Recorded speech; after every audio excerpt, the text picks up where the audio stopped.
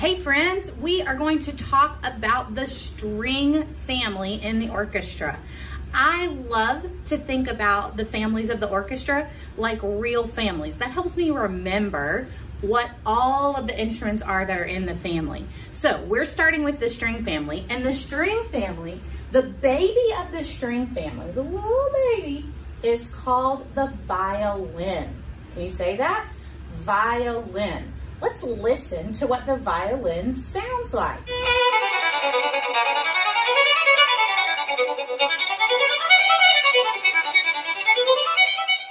Okay, what do you think the violin sounded like? Was it a high instrument or a low instrument? That's right, it's a high instrument. And we know that things that are small are also high. So if this is the little baby of the string family, are babies big or small? You're right, they are small. So that means that they are going to have what kind of sound? That's right, a high sound. So the first member of our family is the little baby, the violin. Next in our family, we have the big brother. And you know, big brothers are a little bit stinky, but this one's not. This big brother, his name is Viola. Can you say that? Good. All right, let's listen to the viola and see what he sounds like.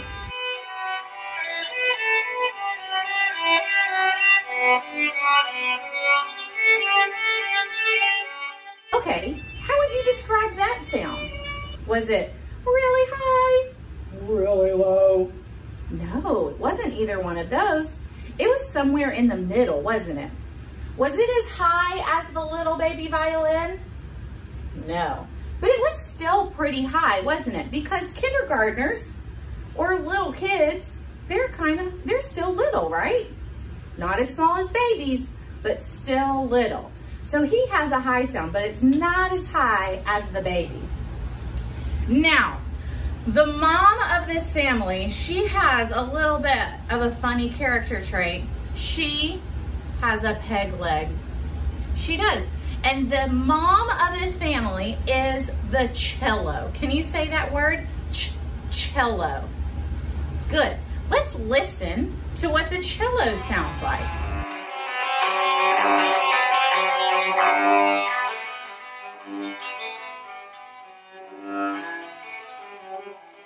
Okay, now, was that really high, like the baby violin?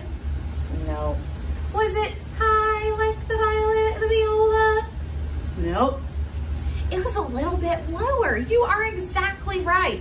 So moms are normally bigger than their kids, at least for a while. So they have a lower sound.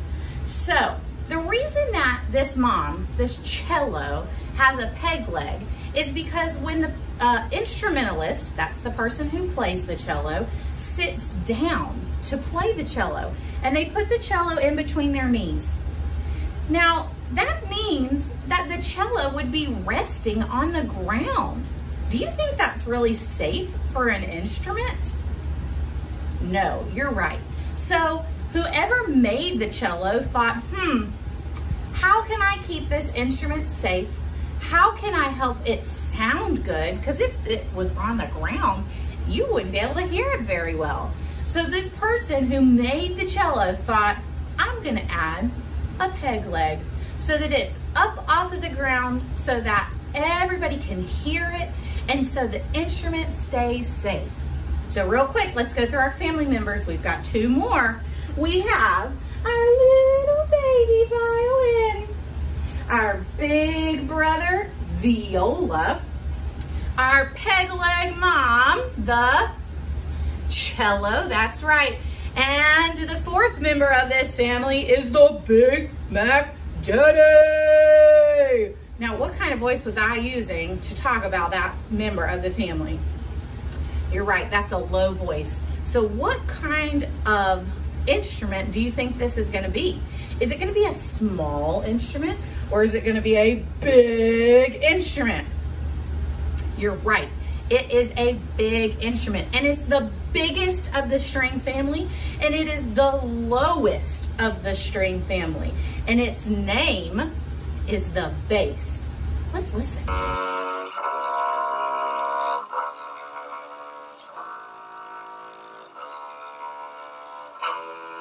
Did you hear how low that was? Oh my gosh, he is so far away from that tiny little violin. Okay, now, there are a couple other members that I want to introduce you to, but I need to warn you, they're a little wacky. These 4 instruments are all played with a bow that's drawn across the strings.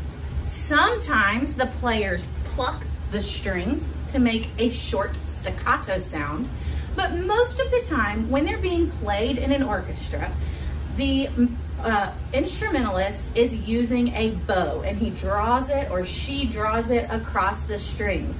Violins and violas are played here. Cello, remember you have to sit down to play the cello, is played here, and a bass is also played in front of you. Now this next family member, she is that kooky aunt, you know, who always comes to Thanksgiving and she tells you the craziest stories, and you're like, man, she is cool, but she's crazy. That family member is the harp. Let's listen to the harp.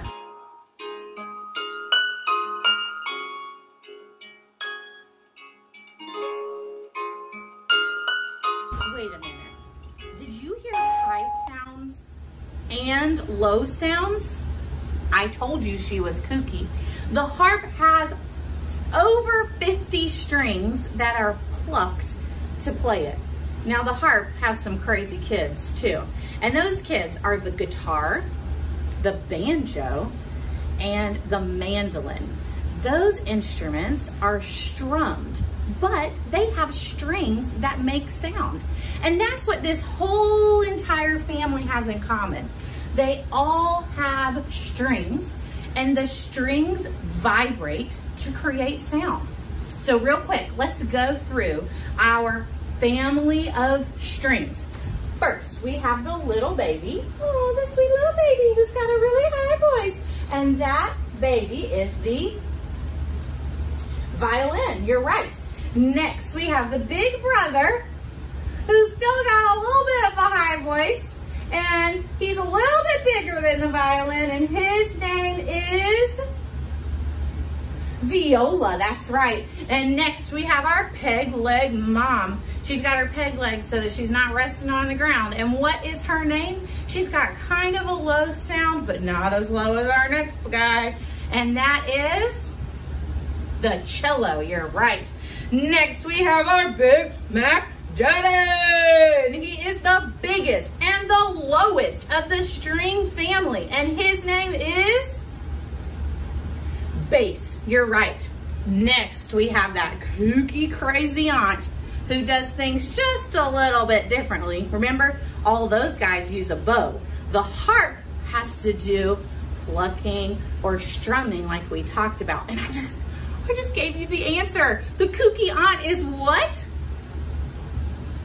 The harp. You're right.